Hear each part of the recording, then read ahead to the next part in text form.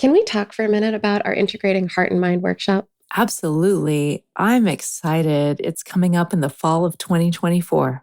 I'm so excited. We changed the format to make it more accessible to people with like work schedules and personal schedules. And so this time we're going to do it 3 hours on a Friday afternoon or evening, depending on where you're at, and 5 hours on Saturday for 2 different weeks in September.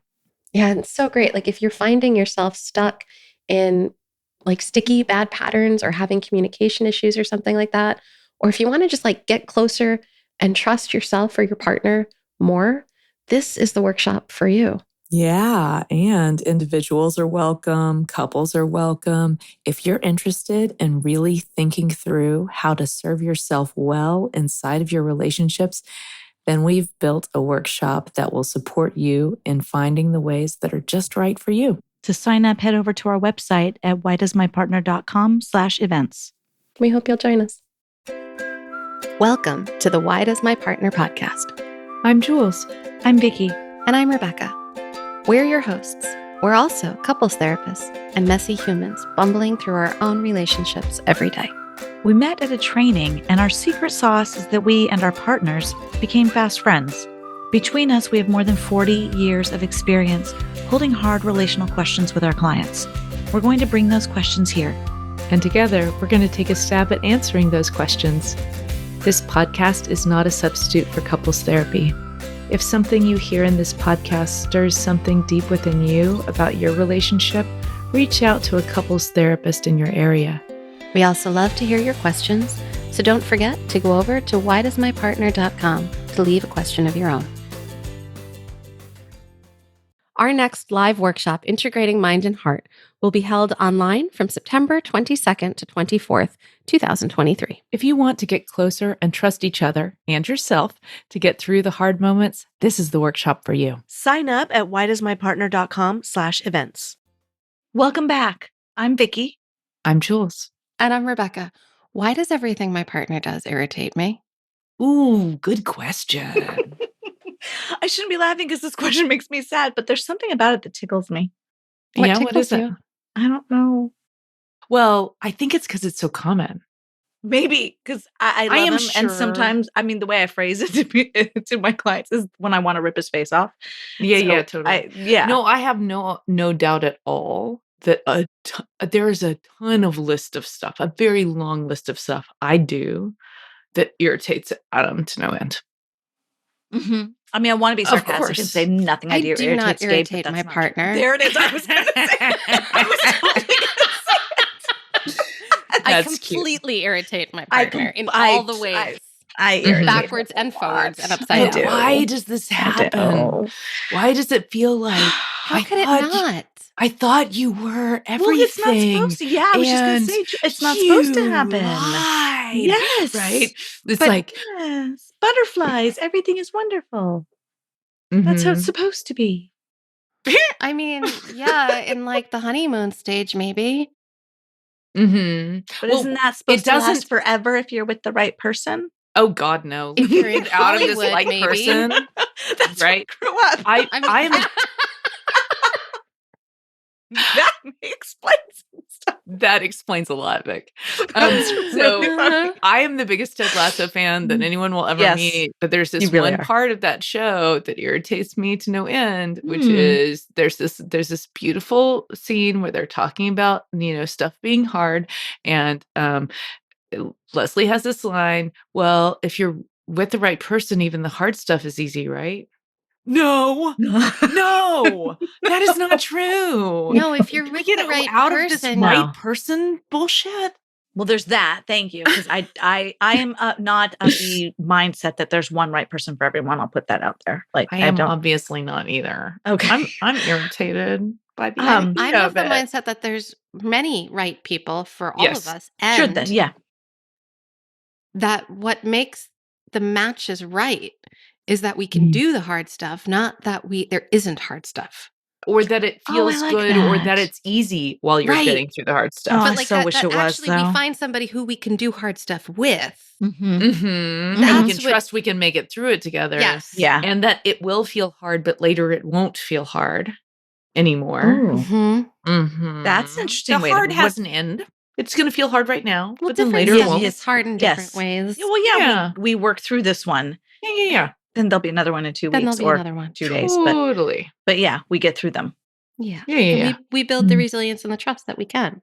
Mhm. So if you're thinking this about your partner first, no, they are thinking this about you as well. Maybe that's why I'm laughing. Is that why you're tickled? Might be. I don't know what it is about irritating that tickles me. That's sad. That's Well, I was just getting this myofascial release session earlier today, and my practitioner was pushing on a particular bone and was like, "So is this tender or does it tickle?" Oh. Right? Like, what an interesting way of just kind of checking. And then after they did some work, it wasn't either tender and it didn't tickle. It wasn't either. It was just Neutral. Oh, yeah. Okay. It was just Right? there. Wow. It was just Yeah. there. Being. Interesting. Yeah. In beingness. Mhm. Yeah. So like I think tenderness and tickling could be a signal that like there's something there. Mm-hmm. Yeah. Yeah. So one, of course your partner irritates you because it's really I was thinking about that today. We just had our 17th anniversary, my husband and I. And that means Congrats. totally, right? And so I was thinking, oh my gosh, this is actually the longest time I've lived with anyone in my entire life. Huh? Because I left home at 15, right? So Yes. I didn't live in one place for 18 years. So I'm officially longer With Adam. Yeah. with Adam Than as a single anybody. person to live with than anyone else I've lived with my entire life. Wow. That's a big deal. I know, right? Yeah. And so if, sometimes we didn't irritate each other, we probably weren't being very real. So the great news is my partner that's irritates interesting. me. Mm-hmm. And Well, I and let I myself taste- be yeah. irritated, Yep. which means And you're we being are real. not in that phase. I think I see this in movies sometimes. I don't know. I've never actually done this, but like where people are dating and then they like shower or like do their makeup or something like before the other person wakes up. So they I've look seen that in perfect when they movies. wake up. Yeah, I've never that was done it. never Oh, me. like But- people Me who neither. never fart around each other? Right, That's not- totally. What is that? Yeah. Right. No. So I think maybe some of this is really great news that you're starting to get a little more authentic and you're starting to get a little more real. But I think we should also just address like, why do we get so irritated? Mhm. Why do we get so irritated? I think it has something to do with like if we could if our listeners could do a U-turn Mhm. and just check out like maybe make a little list of the things that irritate you about Mhm. your partner, Mhm. Mhm. right? And then can you also like check out how many of those things might line up with things that maybe are tender or ticklish or sore spots from your early learnings? Mhm. Mhm. Like how many of those things line up? Can you explain more? I don't want to say let's pretend, but if there are people listening, this is their first podcast of ours to listen Mhm. to. What are early learnings? Right. Okay. So here's how emotional Mhm. knowings work. So In one your- sentence. in one sentence. So your brain is utilizing previously understood things about the world Yeah. to make sense of the world as it is right now. And how I talk about that is that you are walking on a psychological floor. And some of the stuff in your psychological floor is stuff like on this planet, stuff falls down. That's gravity, right? And I don't have to think the thought gravity exists to know what happens to the pen if I let it go in midair. I don't have to think anything about it to in my body know what's going to happen. So I think of it as like an emotional knowing, something about how the world works. Now, depending on what you're exposed to, you're going to know different stuff. So for example, me being raised primarily in the US and with a bunch of people who've been in the US for a long time, I did not get exposure to lots of different kinds of food. And my dad, who was raised in the super, super country, absolutely didn't. Now, when I went off to school and started to tour with a theater company, I toured internationally during the early years, like right after finishing up my schooling. So I lived in other countries for a little while, and I got really fond of sushi. And it was brand new to me. And when I first ate it, I was like, oh God, raw fish. I don't know about this. I'm a country girl. This is not a good plan. And I took my father to a place here in Austin for sushi, which is a very well-known sushi restaurant called Uchi. And it's one of my favorite places on the planet. And it's really, really good sushi. And he was like trying not to throw up the entire meal because to him, raw fish does not fall under the food category. Right? That's just a great way to phrase it. Right? Does not fall under the food category. Right. Even though for me it does now, though it didn't when I was much younger. Right. And it may be that there are things that would fall under the food category for lots of people all around the world that I wouldn't think of as food. And for his mom, who was also country born and raised, when he ate escargot in front of her, she said, that stuff will puke a dog. Because for her, snails do not fall in the food category. Yeah. Even though for my dad, they do. And for me, they do.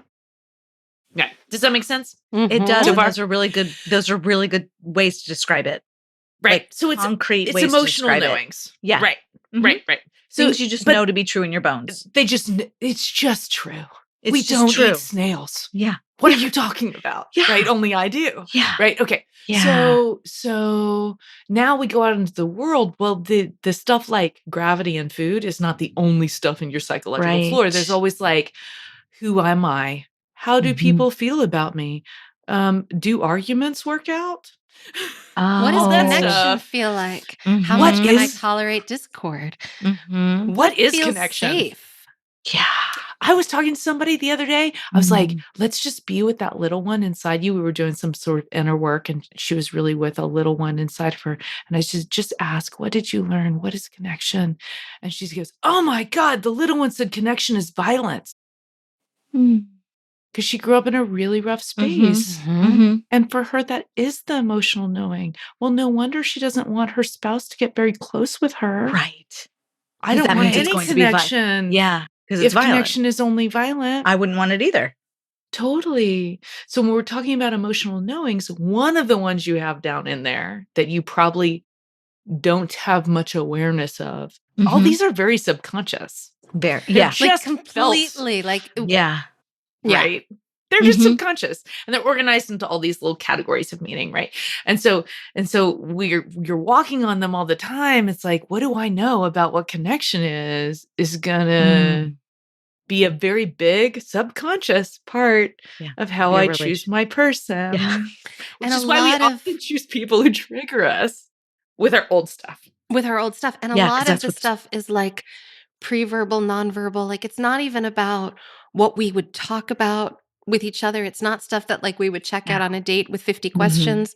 It's right. Like, it's stuff. We don't even know it's there. We don't even know. Unless you're able to uncover it in therapy, sure. But otherwise, you have no idea that it's even there and that it's And kind of like ruling your world. To give a nod to lots of healing arts, therapy's not the only way. There are lots of body workers and spiritual leaders and healers all over the planet who help people find this, but it's actually really, really hard to think your way into understanding your emotional knowing. So I don't want people to think like, oh, now I have this, I'm armed with this information that Jules and Rebecca and Vicky gave me. And so now I'm going to go into my psychological floor and know all my knowings. That's not how it works. Oh, I wish. If that were true, I'd charge a lot of money for therapy, much more than I do, and send you in and out in a couple sessions. Right. But it's not actually how it works. So one, just know like what feels familiar to you is probably something you're going to choose to be with. So if what's familiar to you has some hard stuff in it, you might pick some people who also have some hard stuff in their lives and who like kick up your hard tickle stuff. The spots in you specifically that are your hard stuff. So that's part of what's going on when we say, why does that happen? I don't know. I don't know the research on this, but I also find for a lot of my people that, we all kind of go through our own development and we have Mhm. sticky spots. Mhm. And we tend to find partners who have similar sticky spots in their development. Like we tend to be somewhat Mhm. developmentally aligned with Yeah, a the lot of partners that we times. pick. Yeah, there are some exceptions here and there, but for the Totally. most part, I agree with you. I think a lot of times we have some similar stuff happening. That's why growing together can be so helpful, Totally. right? Mhm. Yeah. Yeah, And then of course, we try to like fix them so they don't irritate us anymore. totally. How But I think we also like we try to pick partners. I think a lot of us try to pick partners who kind of like perfectly meet what we think all of our needs are. Mhm. Like I remember when Oh, mhm. before I met my partner, I had made lists of things that I wanted my partner to be. Oh, me too. Mhm. Yeah, I was just gonna say that. I Mhm. had Oh, my did you all typed up make list. lists? I I Mhm. totally totally made a did. list. Mine was yeah. One of the I things on my married my list. first list and then divorced him, Well, so well, check out this list. My partner needed to be able to sing Steamroller like James Taylor. Well, Nice. his name is James, But he and he can't. doesn't sing, He and he doesn't doesn't sing. like No. James Taylor. But No. We'll see. Okay, but so here's the thing. And any of my friends who are listening to this know this. So my list was very organized. Mhm. It had, I'm not kidding, non-negotiables, of which Gabe is every single one because they were non-negotiables. And then Mhm. there was a whole section called Wouldn't It Be Fun If? And Oh, he I like doesn't it. have all of those. Yeah. Because those were it's okay if he doesn't, but like Yeah. if So he could drive a non-negotiables stick would be shift. like he shares my religious beliefs, or non-negotiables Close. might be Yes. like Mhm. he wants kids too. It Mhm. was like must be open to orthodoxy. So he had to Mhm. be Christian. Actually, that was non-negotiable. Has to be Christian and open to orthodoxy because I didn't want to be debating our Mhm. denomination for the rest of my life. But he didn't have to Mhm. be Orthodox. Mhm. But like I wasn't gonna have the discussion. Like I'm Mhm. not debating it forever. Right. So that's why I say that's like funny. My list was like he should have long hair. right. Oh, that's adorable. Yeah, James did, by the way, and I then he was cut it just all gonna out. say, did he at the beginning? I didn't. Yeah. When Yeah. Adam and I got together, I'd left all that list behind because I'd Yeah. used the list to Well, pick my you're- first partner And that it wasn't Yeah. good. did get married to. It was really hard. It was a very, Yeah. very Yeah. hard marriage. So, Yeah. No. uh, you know, I'm glad I ditched the list, but I Of still course. subconsciously had the list. He had to feel Yeah. familiar to Yeah. me. Yeah. He had to kind of meet some of that old subconscious because I didn't know, Yeah. what I was longing for. So there's that part of it. And then the other part of it is like a fantasy sort of fix it protector that's going to try to mold your partner into Totally. exactly who you I'm still doing want them that. to be. Of course you are. And you know what? They Poor are eternal guy. optimists. I'm hard on him. I am. I mean, our fix-it protectors. Yeah. You are hard Our on fix-it him. protectors I'm really are hard real on him with what I optimists. demand. Mhm. I'm But I aware. think the fix-it protectors are also like really looking for healing. They are really looking for yeah. healing. They are absolutely. Well, they're also looking for meeting all of our needs. They know we're valuable beings. I don't have any irritation towards fix-it protectors. Having said that, oh my gosh, they live in fantasy land. Right. And they are absolutely eternally optimistic that they can get there. And then Yes. you know how my fix-it protector, my fantasy protector knows that she's done? Jules never feels upset again. I think that would be wonderful. And until then, So I she's don't not finished. Well, so See? I want to really See how concretely optimistic your fix-it protector is, Vic? Yes. Oh, she's Yeah. yes. Well, and I want to really concretely name in case we have listeners Mhm. today who don't totally get this. The fix it protector is literally a part of you inside subconsciously. Yeah, That has these think of it like a holes. neural network. Yeah. And we're just yeah. calling the fix-it protector to not understand who it is or what it is, but more like what the intention or the hope is. Mhm. Is I'm going to create a world that's going to honor how valuable this sweet human is. So the cool news about your fantasy protective system is that it knows you're valuable. Which is The very hard news sweet. is it lives totally out of reality. Well, I think, and we're focusing right now, rightfully so, on like the partner they pick. But I also want to point out it could be geography or a job, because I think Sure. I've said it very publicly that like part of why I'm in Boston is because I was obsessed with Connecticut. Like that was my fix it protector, that if Vicky just moved to Connecticut, then she would be she would be happy and everything would be wonderful. And it was close. It got me to want Boston. you to know that Boston is not Connecticut.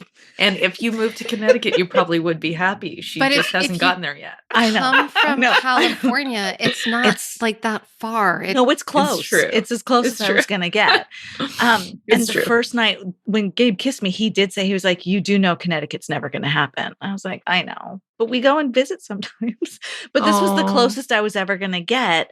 But I think that my fix-it protector was when she realized this part of me, realized Connecticut wasn't going to happen. It was, okay, at least East Coast. I don't know. Well, I do know why. I read a book and like everything was perfect in Connecticut. But that's that same fantasy land that you're talking about. This is exactly what I'm talking about. So really the U-turn here, when I'm super irritated with my partner, what I have to do is hold the part of me that knows I am a worthy being who could live a good life, and that would be nice. I have to hold that part of me that knows that and hold the grief with her that he's not perfect and he's not going to be. And you're not perfect, Jules, and you're not going to be. Yeah. And, the best thing I can do for him and be good at my partnership is to protect him from my fantasy. I'm going to say that again because I'm not kidding. One of the best things I could do for my partnership is to protect him from my fantasy. How do you protect him from that? By not leading from there. Oh, I can name the dreams that are happening. I can name the hopes that are happening. But if I attach to those winning or speak directly from there, there's no way he doesn't fail. It's a fantasy. I set him up. I just set him up. And I don't want to set him up. Because he can't be human.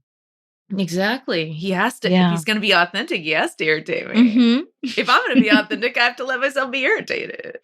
Well, and it's vulnerable to really be authentic, right? Like it's totally. We're not living in the fantasy, right? And so we're having to let go of, like, us not being irritated is also part of the fantasy. Totally. This morning, I totally failed at this.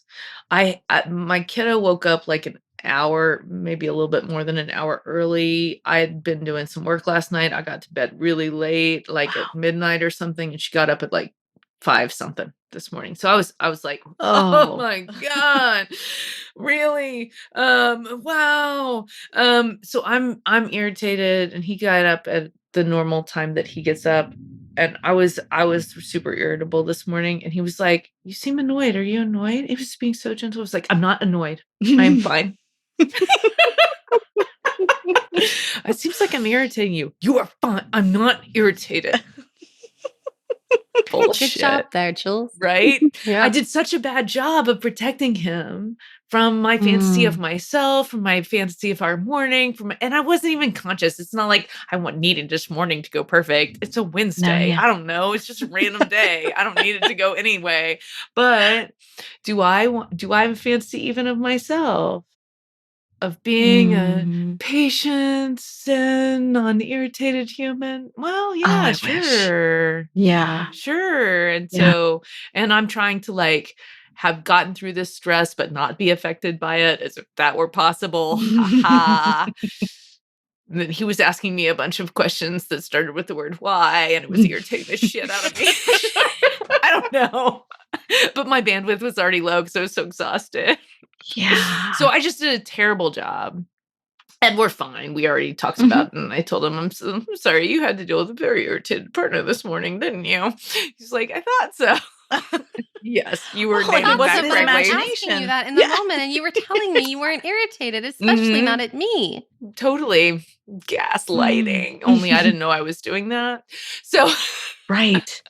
Yeah. Yeah. So I think the job we have is to try to help our partners not, be overrun. Yeah. By us, by our stuff. By us. not to help our partners not be overrun by our stuff. But part of that also means acknowledging and owning our stuff, right? Like that we're not always going to not overrun our partners. Like, Jules, you had a moment this morning. Gosh, I have a moment like that almost every day at some point. Oh my gosh, totally. Right? So it's not that like we're going to evolve to some fantasy place where these moments no longer happen, no matter how evolved we are inside of this work. But it's like letting go of the idea that like, A, it's not going to happen. And B, when it does happen, we own our shit. We own our shit, which is why when I came home, one of the first things I'm saying to him is, I was super irritable this morning. Yeah. Sorry. So can I put like a little note on this? Yeah. Because I think this episode is probably a good place to say this, but like all of these like things that irritate us about our partners, all these little triggers that show up, all these ways that like we could turn around and do the U-turn and own our stuff. This is all stuff that like, I don't know, maybe we'll address in our workshop coming up this September. Not only maybe, not maybe, we will. We will. And so I was going to go along with the maybe and play with that and just pop that balloon right away. Right? But so my thought here is like, if what we're talking about here today interests you, consider joining us for integrating heart and mind. Or is it integrating mind and heart? It's integrating mind and heart. Yeah. The workshop. And I think it's mind and heart or heart and mind, one of those two.